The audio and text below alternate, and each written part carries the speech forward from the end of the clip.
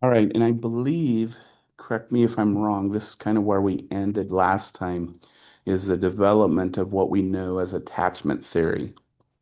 And we mentioned that Ainsworth is really the person who came up with um, what's known as a strange situation task, where in the most basic paradigm within the strange situation task, a mom brings a mom or a primary caregiver. Sometimes I think they've recently run this with dads.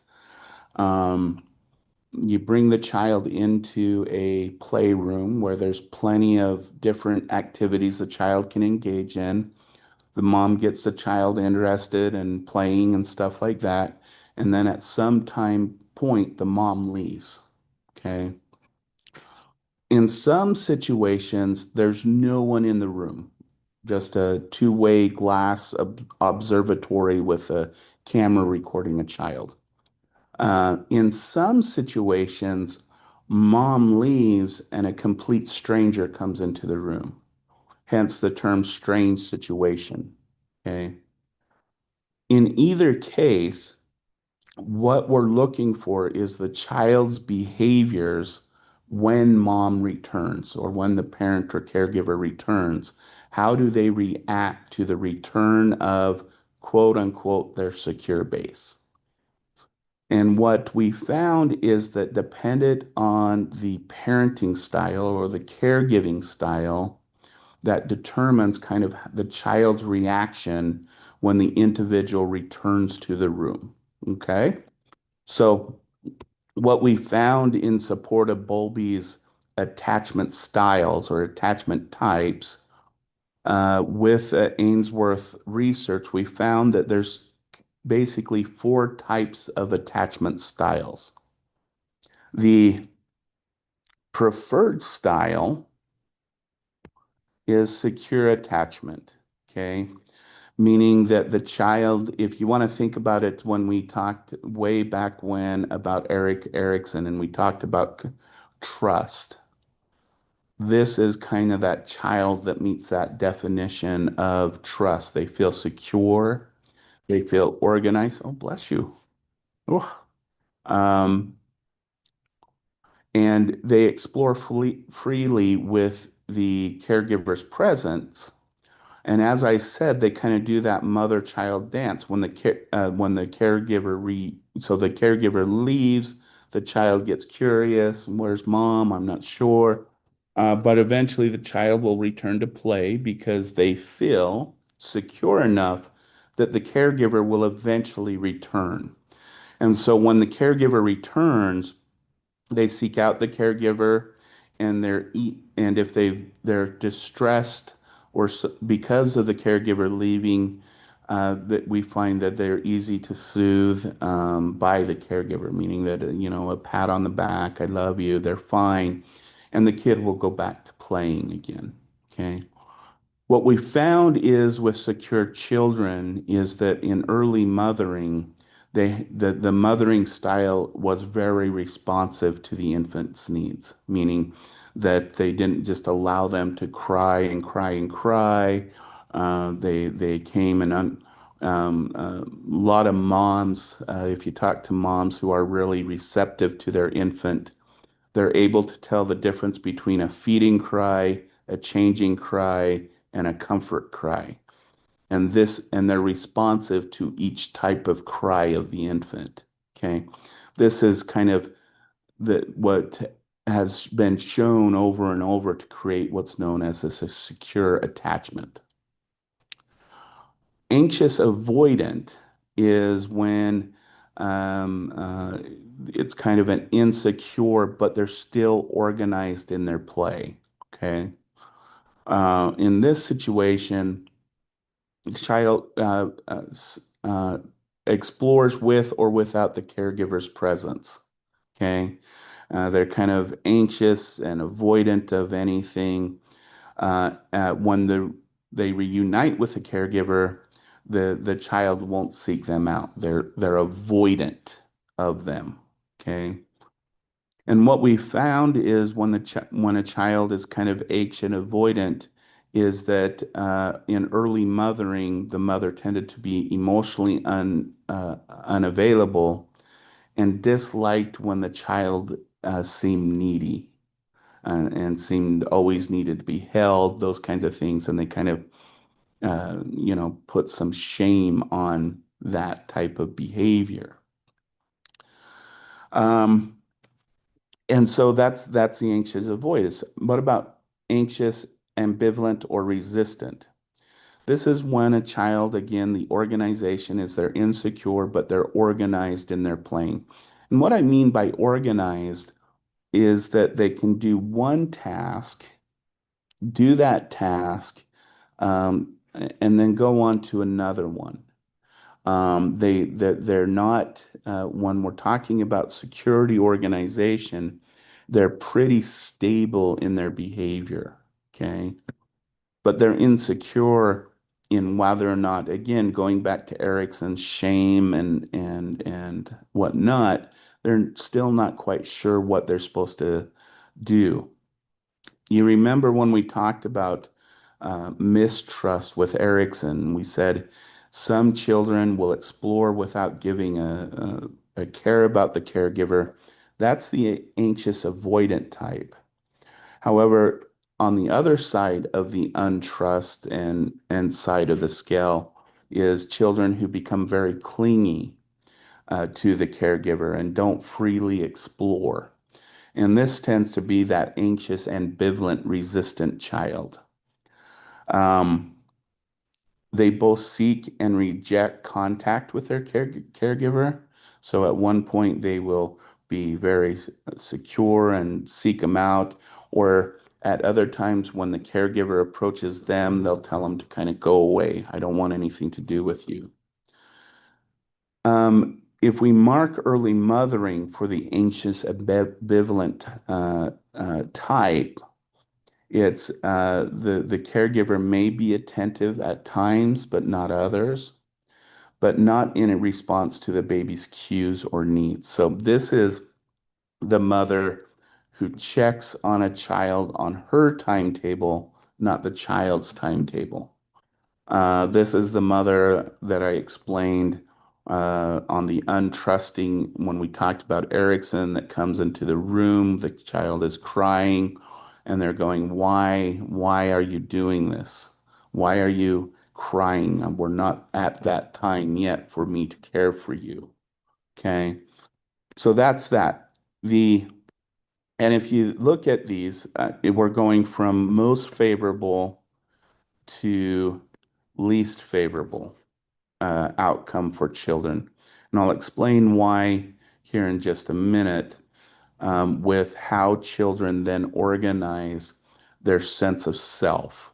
Okay. Disorganized is insecure and disorganized. They're not quite sure what to do within a given situation. Okay.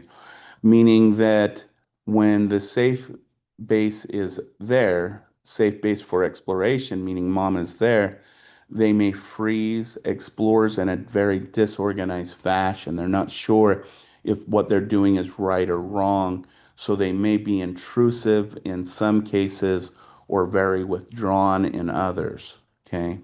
May go to the caregiver while looking away shows a daze. So this is the child who will go up to the caregiver, but they won't make direct contact with them in a kind of emotional, physical way. Shows intrusive parenting style, early mothering was shows intrusiveness, maltreatment, and tends to be very emotionally unavailable and confusing to the child. Um, so this is pretty much a child who is being raised by a very unstable emotionally and psychologically person. Okay. So what are the consequences? Okay. Um, because one of the questions is I gotta look something up really quick. Okay, yes, there it is. Well, let's go through what are some of the things that tend to affect a child's healthy attachment. So when we go to what really influences beyond early mothering and early caregiving also has been shown to influence these things because it's not all about mom. Okay. We got to realize that infants and toddlers develop within a system of people. So while we look at this strange situation and we sit here and we go, well, that mom should do this, this, and this, we also need to recognize that ongoing research has shown that there's other factors that influence the difference between the secure child to the disorganized or disoriented child. Okay. And of course, what we just talked about is mother being sensitive and responsive. This can be predictive of secure or insecure children dependent upon the mother's responsiveness. Okay. Is a mother being sensitive and responsive because it fulfills a need of her own, which tends to create insecurity in the child? Or are they responsive because the infant is in need of something, not the mother? And that can create secure attachment. So when we look at the behavior of responsiveness, we need to keep in mind the motivation behind it. There are some mothers who their child is their complete identity. And in that case, they seek the infant out for their own emotional and psychological reasons. And that can create this insecure attachment. There's also mothers who are sensitive and responsive because of the child's needs and what the child needs. And this is the one that is more predictive of a secure attachment. We always ask the importance, are dads important in children's life? The answer is yes.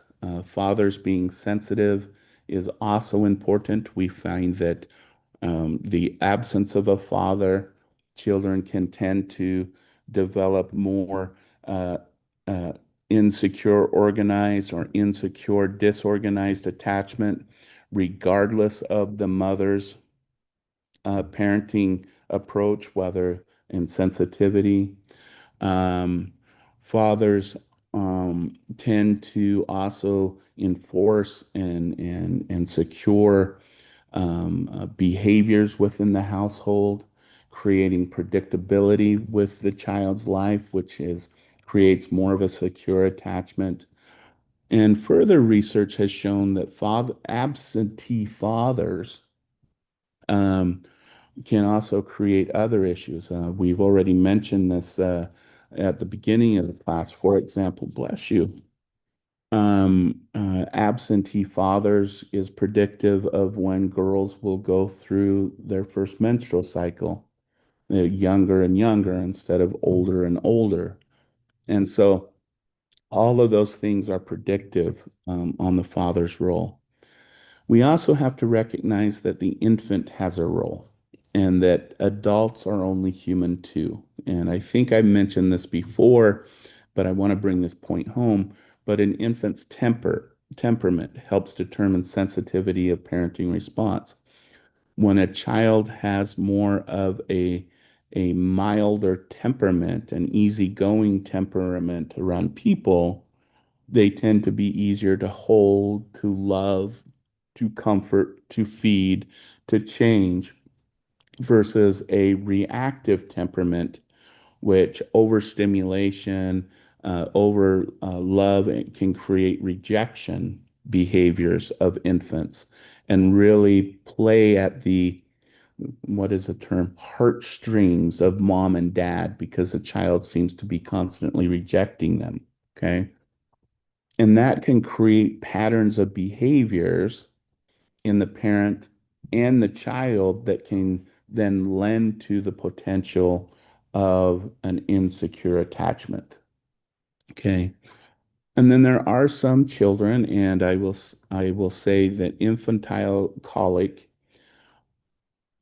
sometimes can be found due to, for example, chronic earaches or some physical issue that the child seems to always be crying.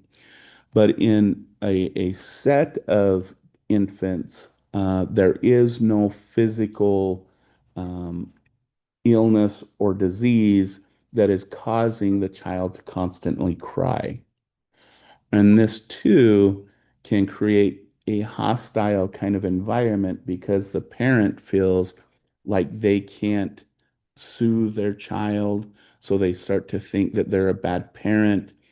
And once you start thinking you're a bad parent, that can lead to bad parenting behaviors.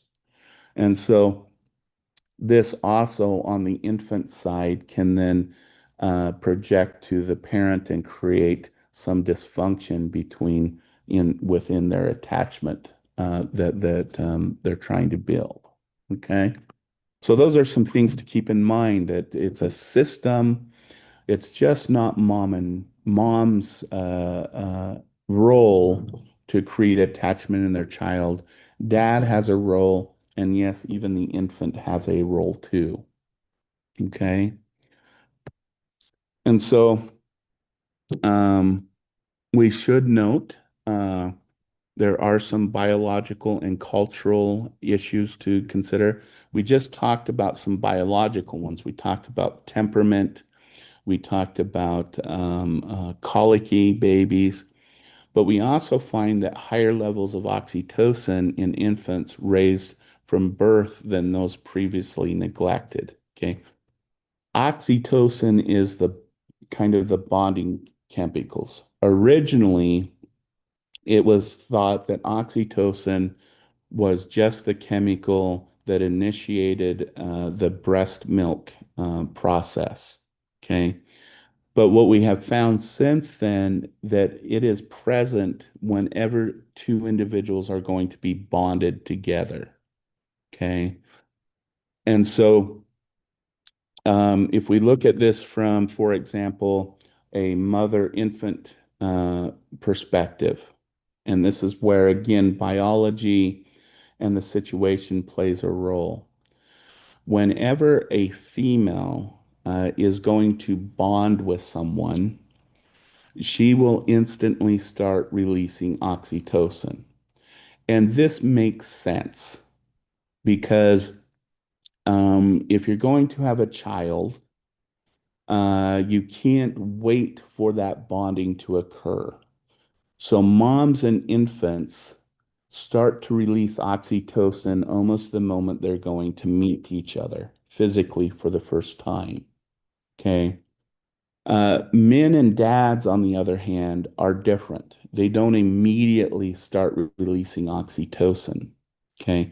What we find with men is they tend to need to achieve a goal in the relationship before they start releasing oxytocin. Okay. So here's an example of that with infants, the proverbial drive home. For many men who want families, who love their children, love their wife, all of those things, usually the drive home from the hospital is the only time in their life that they're going to do the speed limit and they're going to obey every single traffic law. Even here in Arizona, it means that they'll be slowing down instead of speeding up at a yellow light. Um, they will make sure everything's buckled in and all of those things. And what we have found looking at research into the release of oxytocin is as soon as that dad gets the infant home and secure and his wife home and secure, he starts to release oxytocin. And that's when the father and the infant tend to get their bond from. Now, it can happen occur at any time the father feels like they have achieved some significant goal. Okay. For so this is also all right. Some dating advice. Um, uh, Anthropologists and sociologists have argued that this is the reason why we create ceremonies or achievements before things like reproduction are permitted. Okay. Is that by achieving a goal of some type, such as proposing, getting married, we're not going to have sex until the third date. Um, Setting a goal for your date, your partner, that person that, speaking from the female role, if you're really into a guy and you want to see if they'll be into you, then in the first date, set a goal for them to achieve. Because if they achieve that goal, they're going to, if they are into you, they're going to release oxytocin and they're going to bond with you. Okay. So those are some things to kind of keep in mind. The difference between men and women. Women will release oxytocin when they see this person who they want and to bond with. Men will release oxytocin when they're with someone they want to be with, but when they achieve a goal of some type. Okay. So this is just kind of a interplay. It's an important biological chemical. And we find that when a mother or an infant doesn't have high levels of oxytocin when the infant is born, they have a much harder time bonding with each other. That's why infants who are adopted after their birth, they don't meet mom, and then they're introduced to a adopted family.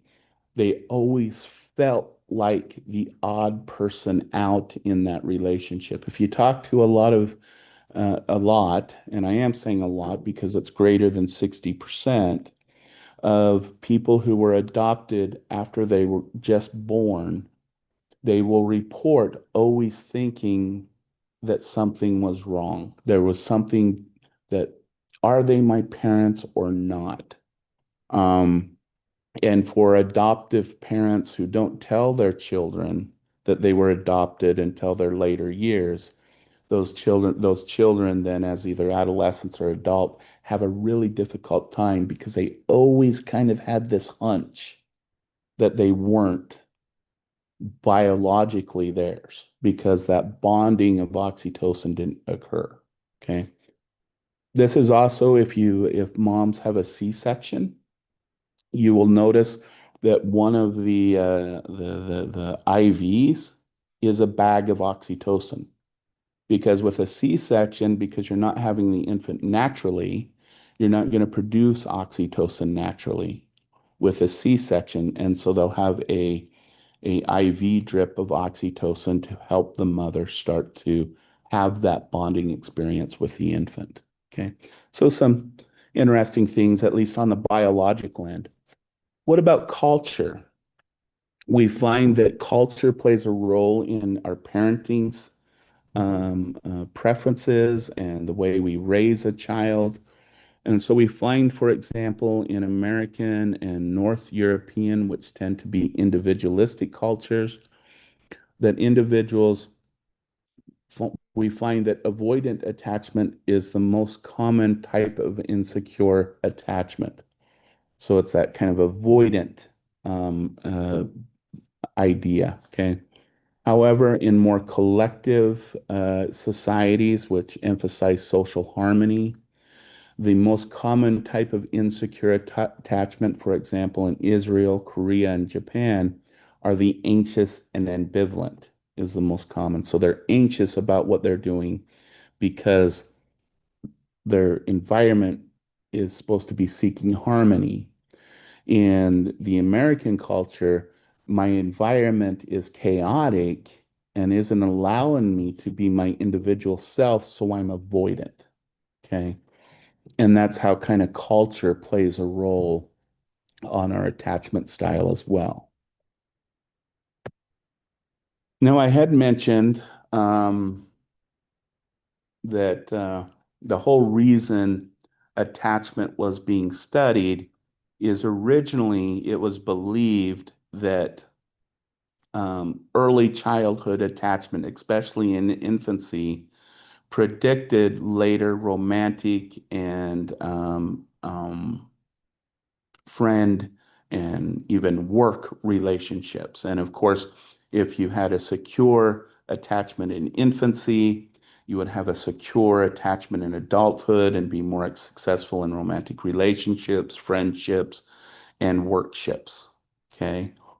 And then if you were insecure, it was predictive of that. And what we found, though, is that it's a little bit more complicated than that. That there isn't a one-on-one association between your attachment as an infant and your attachment as your adult, as an adult. One is that new life circumstances can change secure relationships into insecure ones. So, for example, parents getting divorced. Or if you're born to a single parent, it can be your parent getting into a relationship, which then puts tends to make a lot of children from single parents feel like the third wheel, okay, which creates insecurity. That's an example. A parent passing away in early childhood, being raised by different people, and not having the security of a secure base. Okay.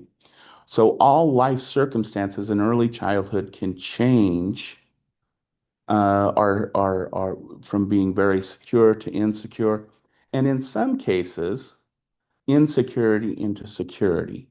Okay. So I brought up the example of the parent getting in a new relationship.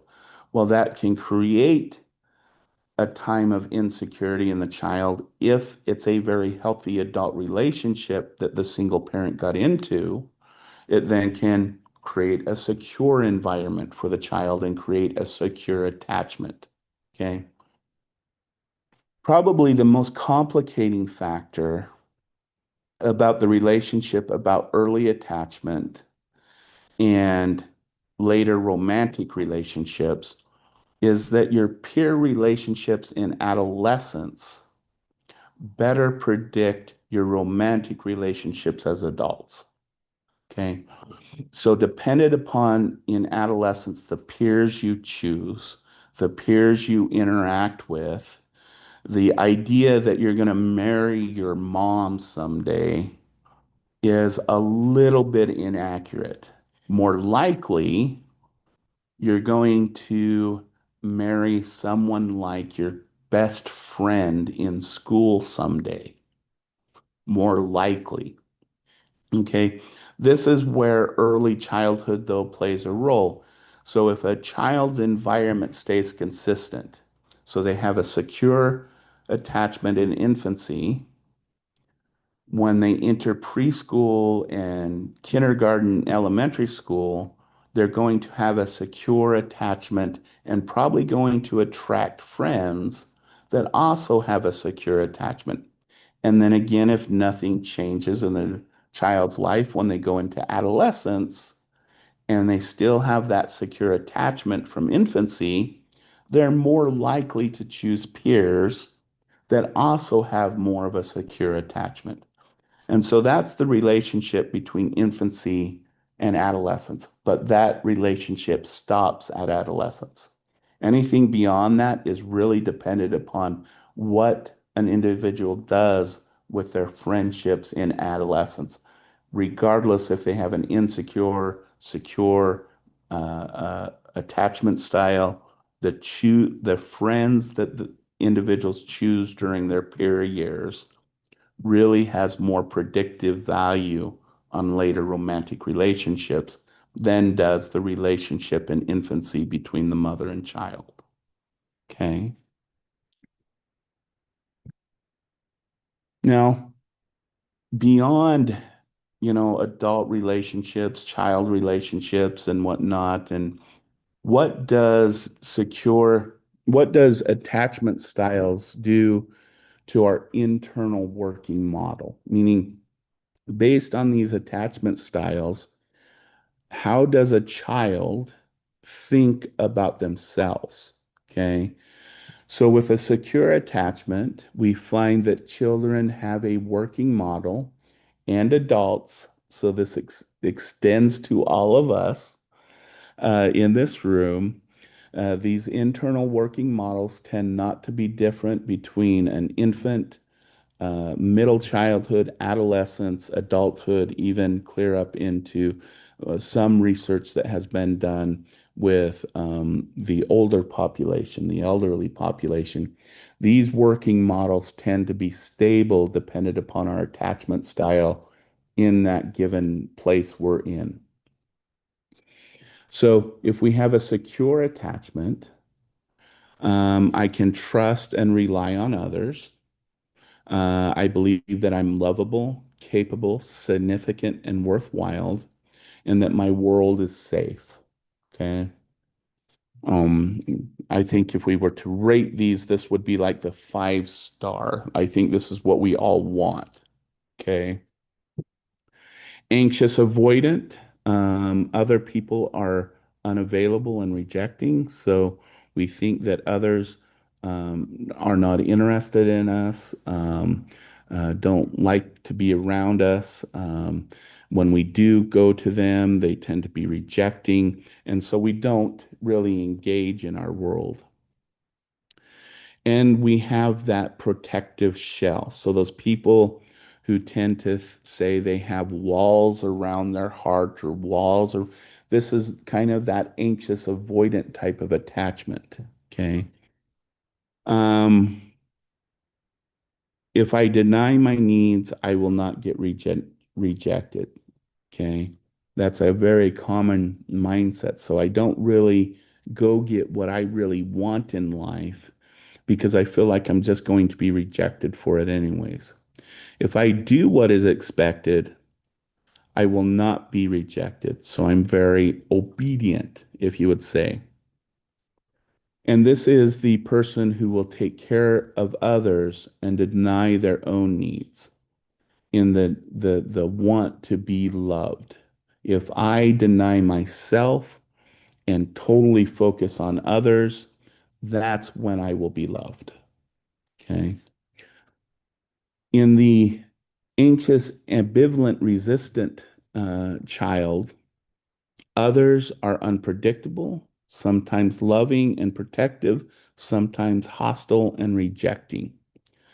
So I don't know what to expect. So I'm anxious and angry. Anything I people do, I make a judgment value on it. I cannot explore my world. I may miss an opportunity for love and affection if I do. So I cannot go into the world and put myself out there because opportunity will need to come to me because when I seek it, it's not there. If I can read others and get them to respond, I will get my needs met. So if I try to satisfy the needs of others by responding to them, they want to be responded by, I will get what I need. Okay. Disorganized or disoriented. So this is the kind of very insecure. If we think about insecure attachment, it is these three attachment styles, and this one would probably be the most not preferred, I would guess I would say. My caregiver at times seems overwhelming to me, and at other times seems very angry with me. Others are abusive, they're neglectful, physical, emotionally, and or sexually. I'm unable to meet my needs. I don't know how to protect myself. Okay. Um, Working with especially children who were sexually abused at a very young age and working with them as an adult, it's not uncommon for especially young girls to see all men as potential sexual abusers. And so when they get into a relationship, they tend to accept that them doing whatever they want sexually to me is what's going to happen because I have no control over what they do. And they tend to see all men look at them as a sexual object. I remember working in a lot of mixed groups, and a very common thing that came up when I did one-on-one sessions is especially women tended to think that the other men in the group were looking at them and probably imagining things that they could do to me, and it made them feel very uncomfortable, even though that was in a safe therapeutic setting. That model that is built still continues. Okay. Even when an individual who is disorganized and disoriented is put in a quote unquote safe environment. Okay. So these are the internal working models and why we should try to work towards creating trusting, reliable relationships in our world because they can act as buffers to our primary attachment style. Okay. So, the last topic I want to talk about on this before we move on to early childhood is there are children who have been so neglected. They've been, for example, thrown from one family member to the next, don't have stable housing, children who not sure where their next meal is going to be, those kind of severely traumatized children who can develop what's known as an attachment disorder. Okay. Um, and there's really two types of attachment disorders. One is disinhibition social engagement disorder. This is an attachment disorder in which children approach strangers indiscriminately, not differentiating between attachment figures and others. So this child would be willing to go up to a complete stranger, sit on their lap, kiss their cheek, and try to develop some type of relationship with them. Okay. And they don't discriminate between those who are safe for them and those who are unsafe for them. Okay. Reactive attachment disorder, which is the more prominent one, or RAD, is a disorder marked by the inability to form attachments to caregivers. So this is the child who is very aggressive and sometimes violent towards their parents and towards their siblings. This is the child in the child care who will kick and sometimes even urinate on the teacher. Um, this is the child who will throw tantrums for no apparent reason. Okay. Very, very reactive to their environment and very, very, what you would say, testing to those around them. Okay. Um, the good news is that both of these attachment disorders are very treatable. The success rate of good attachment treatment is very, very high. The issue is, if you can imagine, and the difficulties that we have with the treatment modality is that 90% of the treatment is with the caregivers and only 10% is actually with the child. Okay. And usually the treatment with a child, the caregivers need to be there to kind of model the counselor's response to the child. Okay. So this is a very heavy system-based treatment where all the family members, and if they're siblings, usually the siblings are even involved, especially when they're older siblings, that really focus on the system the child exists in.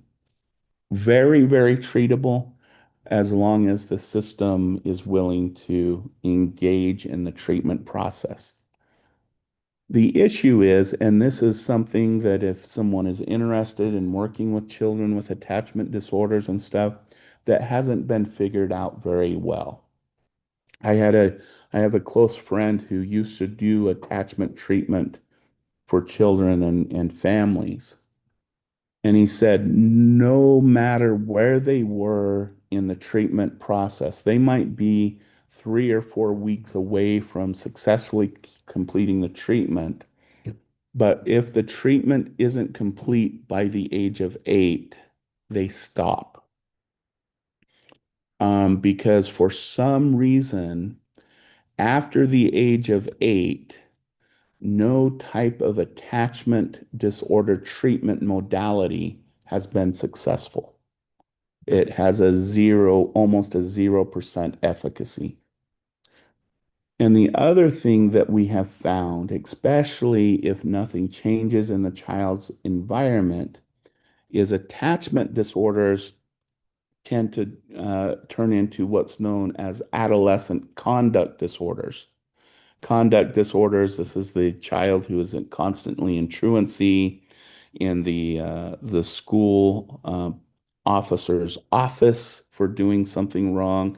This is a kid that's, you're lucky they show up to school, and it's by their own choice. It's not the parent not taking them to school anymore. Um, they go to school and then they take off and leave somewhere else. Um, they're constantly in some type of trouble, usually some type of fighting, some type of even in some cases animal torture, and conduct disorder, if not managed, because after attachment disorder and you get into conduct disorder, it's now going to be a lifelong management issue. You're not going to be able to treat it. Okay. Conduct disorder then in adulthood turns into what's known as antisocial personality disorder, which is what most common individuals who are in prison for major larceny, theft, violent crimes, those kinds of things, especially the repeat offenders, tend to have what is known as antisocial personality disorder. These individuals, unlike psychopaths, can form intimate relationships. They can identify with a group and become emotionally attached to a group, but there tends to be certain other groups, certain other concepts and morals and values that they absolutely despise and they hate. So, hence, antisocial, they aggress towards that group.